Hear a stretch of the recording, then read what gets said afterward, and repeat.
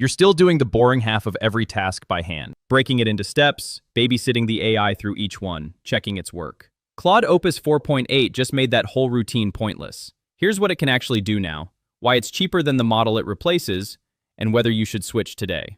The big one, dynamic workflows. Let's skip the version number stuff and go straight to the feature that matters. It's called dynamic workflows. It's in Claude Code, and it changes the kind of task you can hand off. Old way. You give the AI a job, it does one step, you check it, you give it the next step. You're the manager, and the AI is a single intern. Slow. New way. You give Claude one big request. Say, migrate this entire codebase to a new framework, and it plans the whole thing out, then spawns hundreds of agents in parallel that each grab a piece of the work, and then it verifies the results at the end. Anthropic's own example is migrating hundreds of thousands of lines of code, from Go to a passing test suite, basically on its own. That's not one intern anymore. That's a whole team, and you're the client. And here's why that's a tool you actually care about and not just a demo. The thing that used to make big tasks impossible wasn't that the AI couldn't write the code, it's that it lost the plot halfway through. 4.8 holds context across 1 million tokens, and it catches its own mistakes far more often than 4.7 did.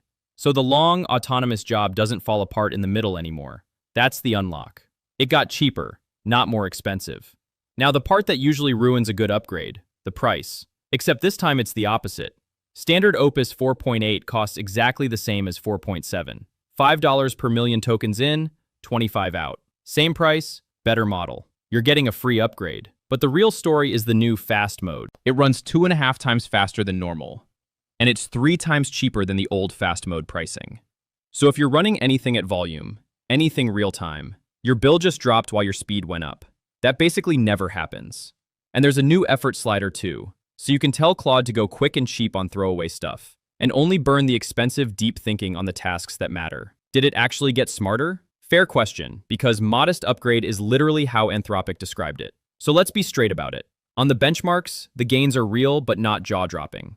On a hard real-world coding test, it's around 69% versus 64% for the old model. A few points. Where it actually pulls ahead is the stuff that doesn't fit on a chart. It's noticeably more honest. It lets bad code slip past about 4 times less often than 4.7 did. It says, I'm not sure, instead of confidently making something up. For anything you can't personally double-check, that's worth more than another benchmark point. And against the competition, Anthropic says it beats GPT 5.5 on at least 12 real coding and agent tests. Gemini 3.1 is still scary good at pure reasoning. That fight's genuinely close. But on the messy, multi-step, actually go do the thing work, Claude's the one I'd hand the keys to right now. Should you switch? So, bottom line, if you're already in the Claude world, yes, switch today. There's literally no downside. Same price, faster, smarter, more honest.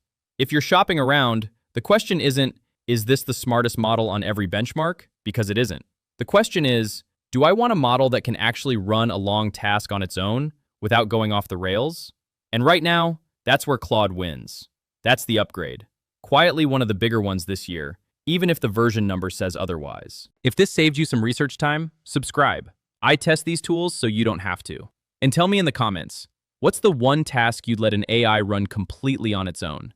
I'm genuinely curious where you draw the line. Catch you in the next one.